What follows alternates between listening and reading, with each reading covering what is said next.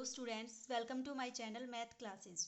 Students, आज से हम स्टार्ट करेंगे बीएससी सेकेंड ईयर का चैप्टर 10 क्या है आपका रेंजेस। ठीक है, इसमें जो आपके पास सबसे पहली थ्योरम है वो क्या है, to show that given system of forces can be replaced by two force equivalent to the given system. ठीक है, in an infinite number of veg.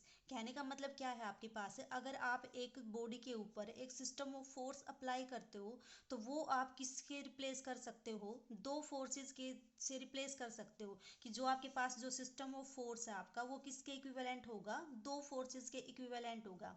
और ऐसा आप इनफाइनाइट नंबर ऑफ वे से इसको कर सकते हो। ठीक है, and tetrahedron formed by two forces is of constant volume. ये सारी चीजें आपको प्रूव करनी है। ठीक है, तो देखो सबसे पहले आप ये देखिए आपके पास रेंज क्या होता है। ठीक है, पिछले चैप्टर में आपके पास क्या है, ये सारी चीजें मतलब पिछले चैप्टर में है जो चैप्टर 9 है उसमें, कि अगर आपके पास एक रिजिड बॉडी है उसके ऊपर आपने एक सिस्टम ऑफ फोर्स अप्लाई किया तो ये सिस्टम ऑफ फोर्स आपका किस में रिड्यूस हो जाएगा, एक तो सिंगल फोर्स में और एक आपका कपल ऑफ मोमेंट में। ठीक है, इस फोर्स को और इस कपल ऑफ मोमेंट को अगर आप एक साथ कंसीडर करते हो तो इसी को क्या बोल देते हो आप, रेंज बोल देते हो। ठीक है, तो क्या था आपके पास, अगर सिस्टम ऑफ फोर्सेस है, मान लो आपके पास F1 F2 Fn फोर्सेस हैं, उसको आप किससे रिप्लेस कर सकते हो, एक रिजल्टेंट फोर्स से और एक कपल ऑफ मोमेंट से। अगर आप इन दोनों की जो एक्सिस है, मीन्स आपके पास जो आपका फोर्स है उसकी लाइन ऑफ एक्शन और जो आपके पास कपल ऑफ मोमेंट है उसकी एक्सिस दोनों आपस में कोइंसाइड कर जाएं तो उसको आप क्या बोल देते हो, सेंट्रल एक्सिस बोल देते हो। तो मीन्स आपके पास मान लो ये लाइन है, ये इस आर की भी लाइन ऑफ एक्शन है और इस कपल ऑफ मोमेंट की भी क्या है, एक्सिस है। तो इस लाइन को आप क्या बोल दोगे, सेंट्रल एक्सिस बोल दोगे। ये सारा काम क्या है आपका पिछले चैप्टर का है। ठीक है, अब देखो आपके पास जो रिजल्टेंट फोर्स है और जो कपल ऑफ मोमेंट है उसको रेंज बोलोगे। इस थ्योरम में हम क्या प्रूव करेंगे कि इस रेंज को आप किससे रिप्लेस कर सकते हो, दो फोर्सेस से, R1 और R2 से। मीन्स आप सिस्टम ऑफ फोर्स को तो रिड्यूस कर सकते हो एक रेंज में, रेंज का मतलब आपका रिजल्टेंट फोर्स और कपल ऑफ मोमेंट। ठीक है, और आप फर्दर इसको किससे रिप्लेस कर सकते हो, दो फोर्सेस से रिप्लेस कर सकते हो, R1 और R2 से। और ऐसा आप कितने तरीके से कर सकते हो, इनफाइनाइट नंबर ऑफ वे से। तो इस थ्योरम में हम क्या प्रूव करेंगे कि आप इन फोर्सेस को, रेंज को किससे रिप्लेस कर दोगे, R1 और R2 से। ठीक है, तो देखो कैसे करते हो इसको। इसके लिए आपने क्या मान लिया, एक सिस्टम ऑफ फोर्स कंसीडर कर लिया जो किसके इक्विवेलेंट है आपका, एक रेंज के। ठीक है, और आपके पास सेंट्रल एक्सिस जो ले ली वो क्या ले लिया आपने, OZ, जहाँ पे R क्या है आपका रिजल्टेंट फोर्स और आपके पास K क्या है, कपल ऑफ मोमेंट। ठीक है, तो ये आपने ले ली Z एक्सिस। इसके अलोंग आपने क्या ले लिया, आपका रिजल्टेंट फोर्स RB और आपका कपल ऑफ मोमेंट KB। ठीक है, और ये आपने ले ली X एक्सिस किस तरह से कि ये इस OZ के क्या है, परपेंडिकुलर। ठीक है, ये पॉइंट आपने ए लिया, ये आपने पॉइंट क्या ले लिया, बी। अब आप क्या प्रूव करोगे कि जो आपकी ये रेंज है वो किसके इक्विवेलेंट है, दो फोर्सेस के इक्विवेलेंट। ठीक है, तो इसके लिए आप क्या कंसीडर करके चलोगे, दो फोर्स कंसीडर करके चलोगे, कौन से R1 और R2। अब देखो आपके पास अगर आप R1 और R2 को इस पॉइंट के ऊपर कंसीडर करोगे तो देखो इनके बीच में क्या होगा, आपका R1 और R2 के बीच में डिस्टेंस नहीं होगा। तो आपका R1 और R2 की वजह से रिजल्टेंट फोर्स तो आ जाएगा लेकिन कपल ऑफ मोमेंट क्या बन जाएगा आपका, जीरो बन जाएगा। कैसे बनेगा, देखो आपने क्या कर लिया, OZ ले ली सेंट्रल एक्सिस। सेंट्रल एक्सिस का मतलब आपने मान लिया ये है आपके पास OZ। ठीक है, ये OZ है आपके पास और आपने एक फोर्स अगर R1 ये ले दिया, दूसरा फोर्स आपने R2 अगर किस तरह से ले दिया, इसी पॉइंट के ऊपर ले दिया, तो इस R1 और R2 के बीच में क्या होगा, कोई भी डिस्टेंस नहीं होगा। कपल ऑफ मोमेंट कैसे निकालते हो आप, कि अगर दो फोर्स हैं आपके इक्वल एंड अपोजिट तो उनका जो कपल ऑफ मोमेंट आता है वो क्या आता है, फोर्स इनटू फोर्स के बीच का डिस्टेंस। लेकिन अब डिस्टेंस अगर आपका जीरो है तो आपके पास जो रिजल्टेंट कपल है आपके पास वो कितना आ जाएगा, कपल ऑफ मोमेंट जीरो। लेकिन इसमें तो आपका कपल ऑफ मोमेंट गिवन है तो इसलिए हम R1 और R2 को इस पॉइंट के ऊपर कंसीडर नहीं करेंगे। इसके लिए आपने क्या मान लिया, आप R1 को तो कंसीडर करोगे इस पॉइंट के ऊपर, R2 को कंसीडर करोगे आप इस पॉइंट के ऊपर। इसी तरह से कि Z एक्सिस आपके पास ये है। ठीक है, ये आपका R1 फोर्स इस पॉइंट पे ना हो कि आपका किस किस पॉइंट के ऊपर है, इस A पॉइंट पे है। इस ए पॉइंट पे है, और इस जेड एक्सिस के साथ, इस जेड एक्सिस के साथ कितने एंगल पे है आपका ये अल्फा एंगल पे आपने कंसीडर कर लिया है। तो ये इसी डायरेक्शन में, लेकिन आपने क्या ले दिया, एक डिस्टेंस के ऊपर ले दिया, ताकि आपका कपल ऑफ मोमेंट क्या है, जीरो ना बने। तो ये आपका आर वन फोर्स किस तरह से है आपका इस डायरेक्शन में। दूसरा आपने क्या किया, स्मॉल डिस्टेंस पे जो आपने R2 फोर्स लिया, देखो R1 को तो आपने इस डायरेक्शन में लिया था, R2 को आप क्या करोगे, इससे इधर की डायरेक्शन में लोगे। कितने एंगल से ले लिया आपने इसको, बीटा एंगल से। तो आपने क्या कंसिडर किया, ये आपके पास जेड एक्सिस के पैरेलल एक्सिस, ठीक है। जो एंगल आपका R1 इस जेड एक्सिस के साथ बनाएगा वो इसके साथ भी बनाएगा। ये जेड एक्सिस आपकी R1 को, क्योंकि आप बाहर की तरफ डिनोट नहीं कर सकते प्लेन के ऊपर, तो आपने मान लिया ये है आपका R1, और इसका एंगल कितना मान लिया आपने, अल्फा, और फोर्स क्या है आपका R1।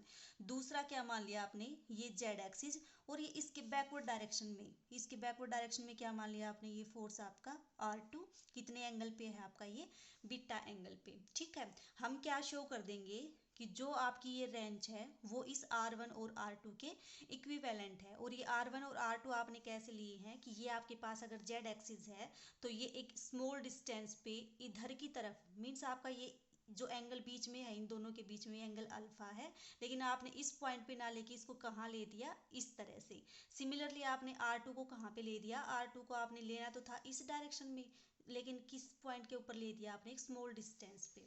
इस डिस्टेंस को आपने मान लिया, इसको मान लिया ए डिस्टेंस, इसको मान लिया आपने डिस्टेंस पी। अब देखो ये आपके पास आपने मान ली एक्स एक्सिस, ठीक है। अब देखो ये डिस्टेंस अगर आपका ए है तो इस ए के कोऑर्डिनेट क्या आएंगे, ए 0 0। सिमिलरली ये डिस्टेंस आपका बी, ये ओरिजिन, तो इसके कोऑर्डिनेट क्या आ जाएंगे आपके, -b 0 0, ठीक है। अब देखो उसके बाद जो आपने ये R1 और R2 फोर्स लिए हैं वो किस तरह से लिए हैं कि ये अगर आपके पास एक्स एक्सिस है तो ये फोर्स आपके किस प्लेन में है, जो प्लेन आपका एक्स एक्सिस के परपेंडिकुलर है उस प्लेन में। मीन्स आपने मान लिया एक्स एक्सिस है आपकी ये वाली इस प्लेन के अंदर, इसके परपेंडिकुलर कौन है आपका, ये वाला प्लेन। तो जो आपने R1 और R2 कंसीडर किए हैं वो इस प्लेन में कंसीडर कर लिए। तो अगर ये आपका प्लेन इस एक्स एक्सिस के परपेंडिकुलर है तो R1 और R2 भी क्या होंगे आपके पास, एक्स एक्सिस के परपेंडिकुलर होंगे, ठीक है। R1 और R2 क्या होंगे, परपेंडिकुलर होंगे किसके, एक्स एक्सिस के। क्यों, क्योंकि आपके R1 और R2 आपने उस प्लेन में कंसीडर किए हैं जो एक्स एक्सिस के क्या है, परपेंडिकुलर, ठीक है। यहाँ तक हम क्या मान के चले हैं, सारे इसकी कंस्ट्रक्शन लेके चले हैं। अब हम प्रूव कर देंगे कि ये रेंज आपकी इनके इक्विवेलेंट है, इन दोनों फोर्स को फाइंड आउट करोगे, ठीक है।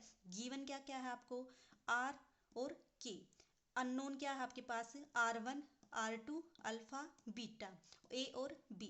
अब इनकी हेल्प से हम इन सब की वैल्यू क्या करेंगे, फाइंड आउट करेंगे, ठीक है। तो सबसे पहले तो हम क्या करेंगे, देखो इस R फोर्स को रिजोल्व करेंगे जेड एक्सिस के अलोंग और एक्स एक्सिस के अलोंग। रिजल्टेंट फोर्स क्योंकि जेड एक्सिस के अलोंग है तो आपका एक्स एक्सिस की डायरेक्शन में भी इसका कंपोनेंट 0 होगा, वाई की डायरेक्शन में भी इसका कंपोनेंट 0 होगा।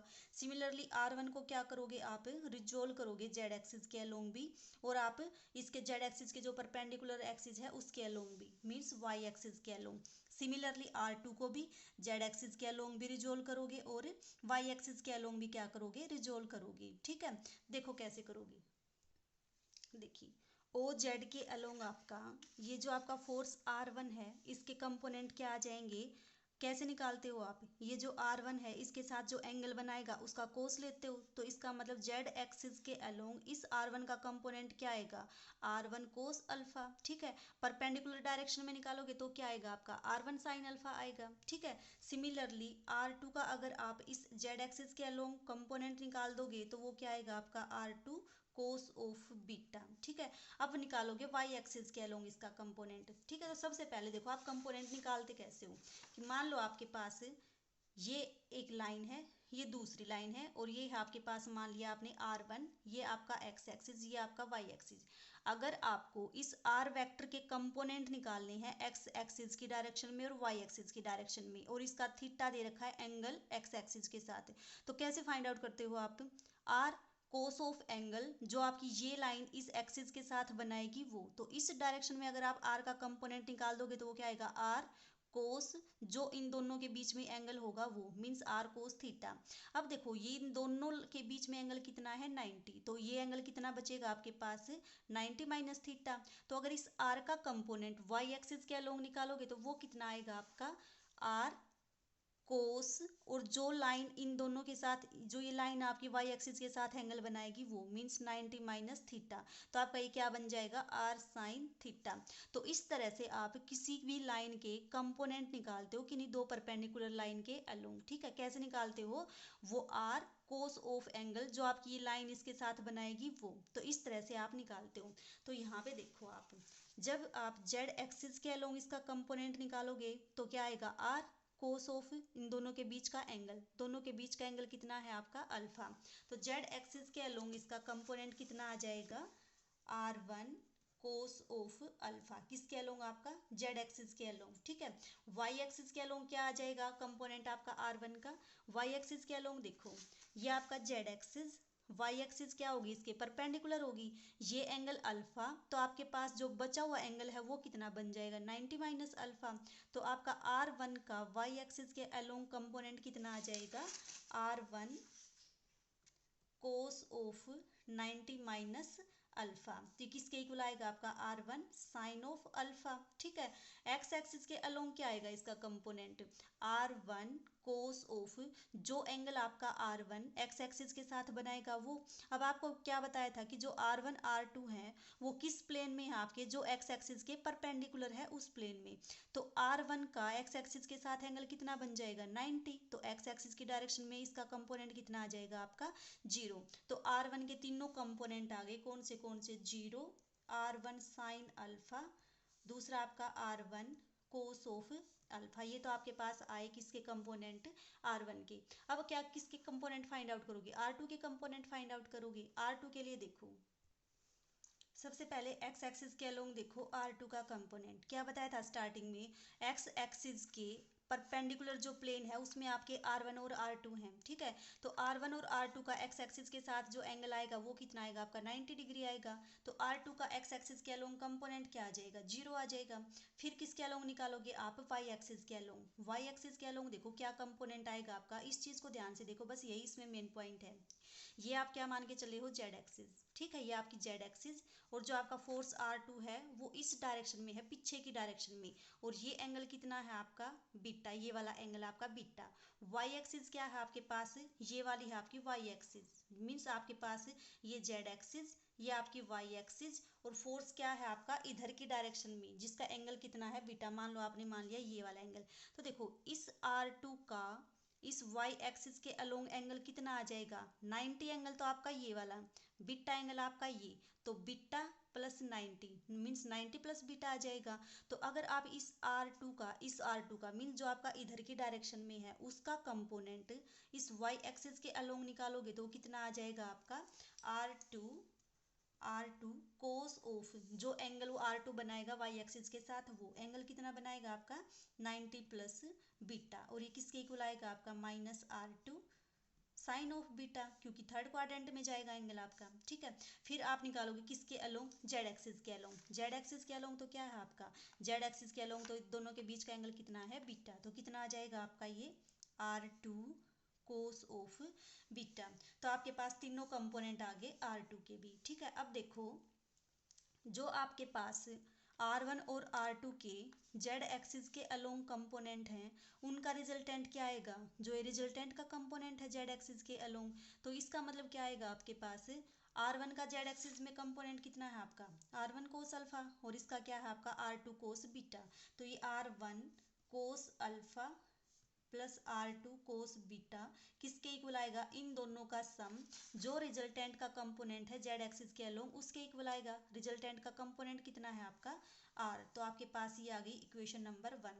फिर आप क्या निकालोगे वाई एक्सिस के अलोंग, वाई एक्सिस के अलोंग देखो आपके पास जो आर वन और आर टू के कंपोनेंट वाई एक्सिस के अलोंग है उनका सम किसके इक्वल आएगा, जो रिजल्टेंट का कंपोनेंट है वाई एक्सिस के अलोंग उसके इक्वल। तो कर दो इसको, वाई एक्सिस के अलोंग आपका आर वन का कंपोनेंट ये, आर टू का कंपोनेंट ये, तो इन दोनों का सम किसके इक्वल आएगा आपका जो आपका रिजल्टेंट का कंपोनेंट है वाई एक्सिस के अलोंग उसके इक्वल। लेकिन रिजल्टेंट तो कहाँ पे है, सिर्फ आपका जेड एक्सिस के अलोंग है, वाई में तो इसका कंपोनेंट क्या हो जाएगा, जीरो। तो इन दोनों का सम किसके इक्वल आएगा, आपका जीरो के इक्वल आएगा। ये आपके पास आ गई इक्वेशन नंबर 2। ठीक है, अब हम क्या निकालेंगे, कपल ऑफ मोमेंट निकालेंगे। वो नेक्स्ट वीडियो में निकालेंगे इसके कपल ऑफ मोमेंट और उनके कंपोनेंट। ठीक है, इस वीडियो को हम 3 पार्ट में करेंगे। सबसे पहले तो हमने क्या किया, जो फोर्सेस थे उनको रिजोल्व कर लिया जेड एक्सिस के अलोंग भी और परपेंडिकुलर टू जेड एक्सिस। अब हम क्या करेंगे, जो आपका कपल ऑफ मोमेंट है उस कपल ऑफ मोमेंट को भी हम क्या करेंगे, जेड एक्सिस के अलोंग भी रिजोल्व करेंगे और परपेंडिकुलर टू जेड एक्सिस भी रिजोल्व करेंगे। ठीक है, तो नेक्स्ट वीडियो में देखते हैं इसको।